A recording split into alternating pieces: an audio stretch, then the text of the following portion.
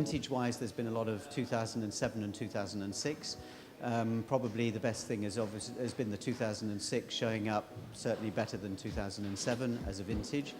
And showing a lot of freshness and balance, a sort of very classical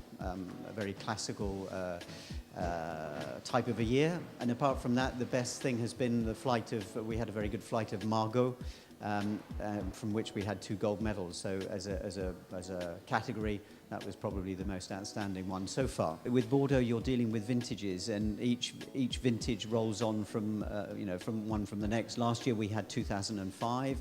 This year we've got mainly, or in 2006. This year we've got mainly 2006 and 2007.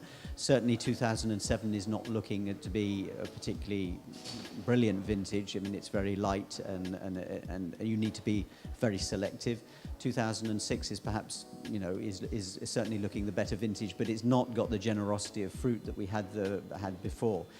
Otherwise, it's difficult. It's with Bordeaux, I think it's very much a sort of highs and lows. It's a category that's difficult to sort of pin down. It's difficult to say as well in terms of samples what we get. We had a good range of Côte de Castillon, for instance, because we had a dozen or so wines from there, whereas from other appellations we only get a smattering, so it's much more difficult to make an opinion.